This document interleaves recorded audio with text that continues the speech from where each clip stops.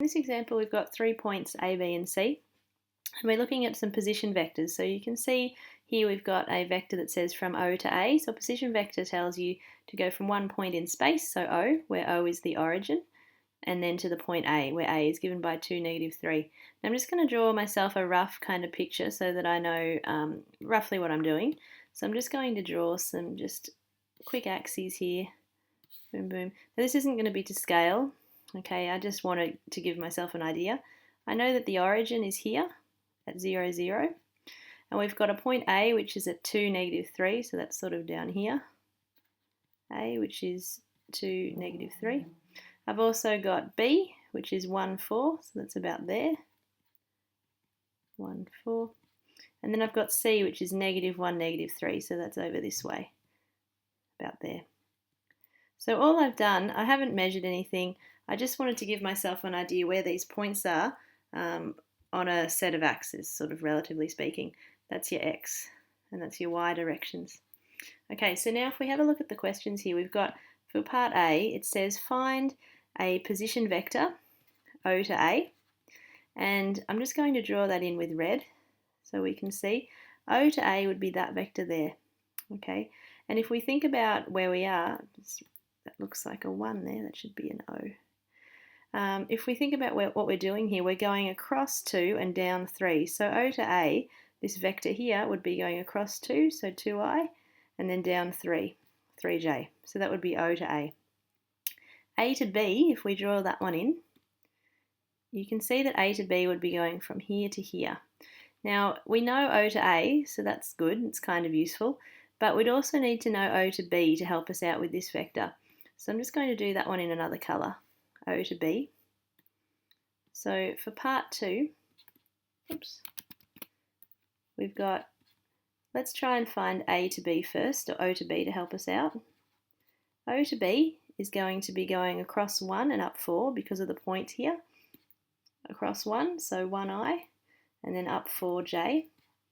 Can you see what we've done here is we're basically just moving between a point representation and a vector representation from the origin. Because these points are given from the origin, we can simply think of this as the I and the J. Same with O to B. So we can think of that as the I, 1, and the J, which was the 4 in the bracket. Now what we've got is we've got two vectors that help us to find this one. So you can see I'm going to draw in black now. What I need to do, I need to go from A to B. From A to B has been done in black. And you can see now, for that vector A to B, we would need to move backwards along the vector OA. Okay, so we'd need to go from A to O, and then we'd also go from O to B.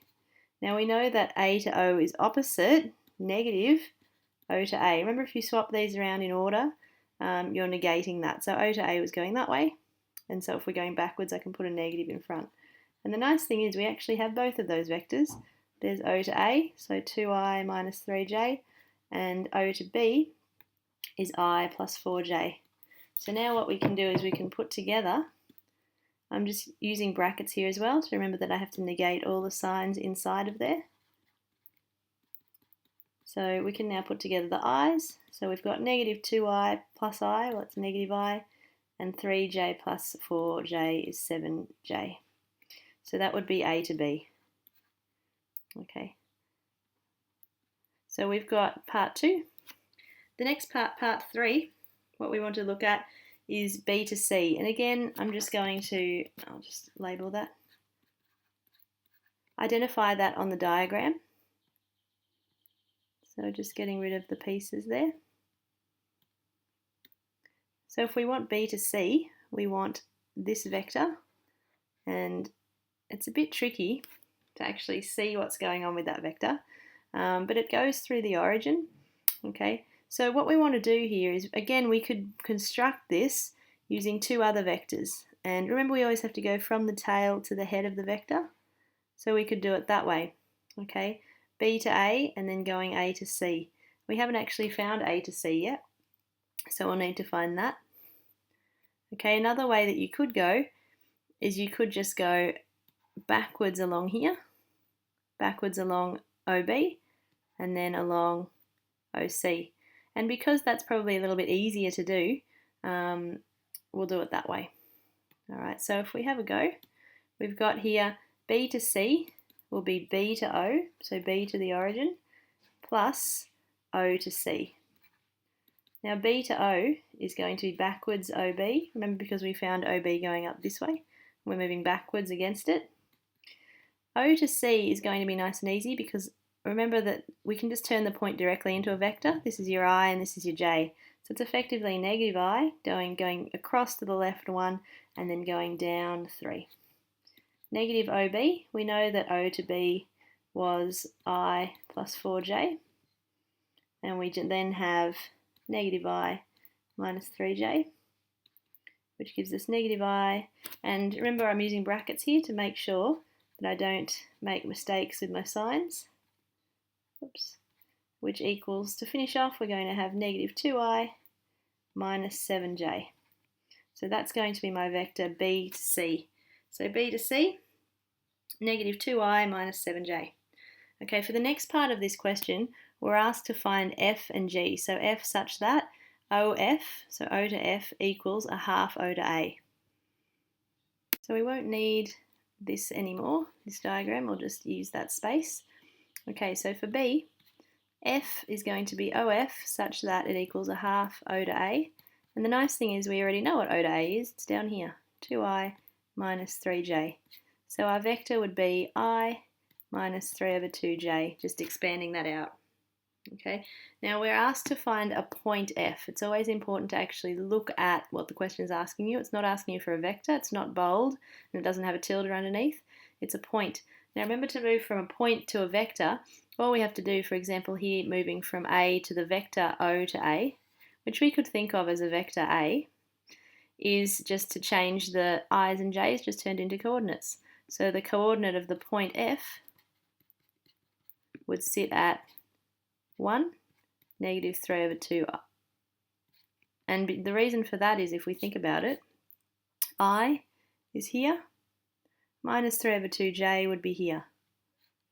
So this is telling you how far across you have to go, 1 in the x direction, and how far down you have to go, which is 3 over 2, and that's in the j direction or the y direction. So that's why we can easily move between points and their vector equivalents, provided we're moving from the origin. So this is a vector from the origin, O to F. Okay.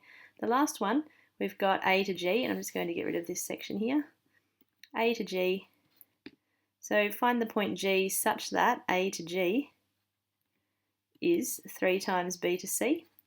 And we know we found B to C already. It was negative 2I minus 7J. So we want the point that's negative 6I minus 21J. So in the previous example, we were able to get the point F because we had a vector that was a position vector that went from the origin to F. So we could easily go from this vector, we say, okay, this is I, coefficient is 1, that was the x direction, and the coefficient of j was negative 3 over 2, well, that was the y coordinate. So we could easily get the coordinate for the point because this was the origin to F. Here, in order for us to get this point G, we actually need to have a position vector that is the origin to G, but we don't have that. So we'll have to try and use what we have to create that. So let's have a look at what we've got at the moment. We've got this. We've got 2 points, so let's think about A and G. We've got a position vector, A to G, like that. That's what we know. We've also got an origin, and we know O to A because we found that previously. So the other thing that we're interested in, or that we need, which I'll put in red, is this vector, O to G. So we can do that, and we can do that by using the information that we know. So we've got O to G would be equal to O to A plus A to G. And we're lucky because we have all of those things. We'll just get rid of this section. Okay, so O to A, from what we found originally, we had that as 2I minus 3J. AG, we've got here as negative 6I minus 21J. So expanding that out, we've got this expression. The 2 second terms are negative. So now we've got 2 minus 6I, well that would be minus 4I. And we've also got minus 3 minus 21J, so that's going to be minus 24J. So as a result, what we can see there is we've got vector for O to G, okay, and that means that you'd have to go that way 4 in the I direction, and then that way 24 in the J direction. So that means we now know where our point G is on the plane. The point G would be at -4, -24. So that's the idea of going between position vectors and points. Remember that if you want to just go straight from one to the other, you always have to have your position vector starting at the origin.